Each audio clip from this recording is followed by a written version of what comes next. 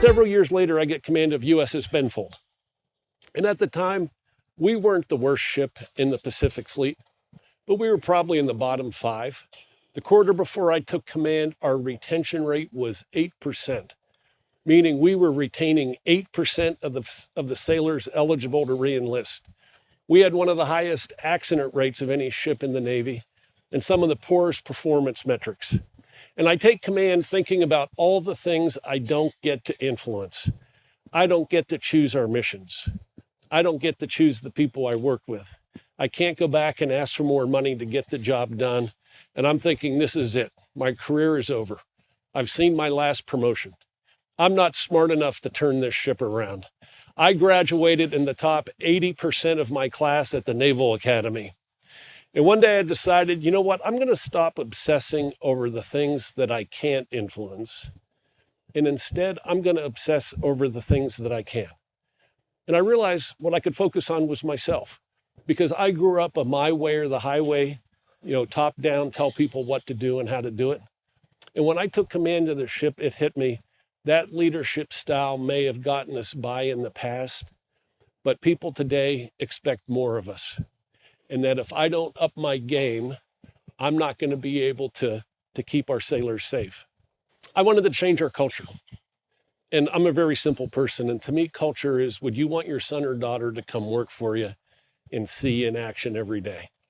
And if you're proud, you're on the right track. And if you're embarrassed, fix it. And I decided to fix everything I was embarrassed about. I did something that had never been done before in the history of the Navy.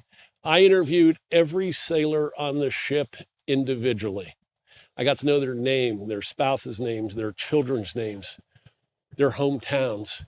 Through these interviews, I found out that 25% of my crew actually liked the Dallas Cowboys. And I later found out they were the bottom 25% performers on the ship.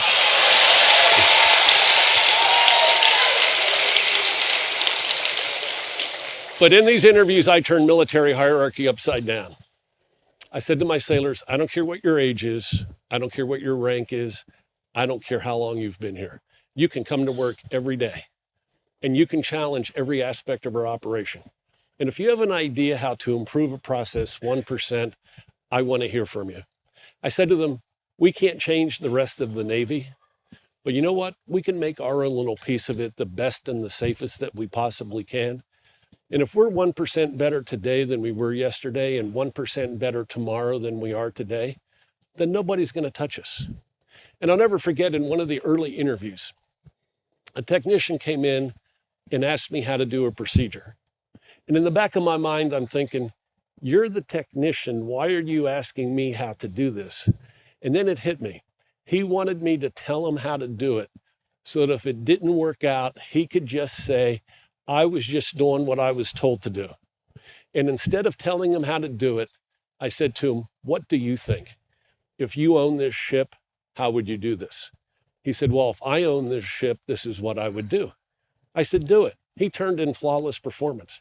He turned in better performance than if I told him how to do it, because he owned it.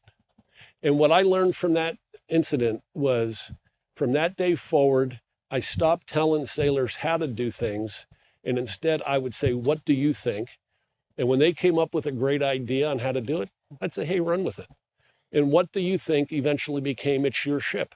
That's what I would say to my sailors. It's your ship. You own it just as much as I do. If you see something that needs to be done, step up to the plate and take action. And what happened? Sailors started taking greater pride in themselves. And they started taking greater ownership. And they started working together better as a team. And in 15 months, the same crew that was performing near the bottom was awarded the Spokane Trophy. It was an award started in 1908 by President Theodore Roosevelt and given annually to the best ship in the Pacific Fleet. And in years 3 and 4 after that, USS Benfold won the award for best ship in the entire U.S. Navy.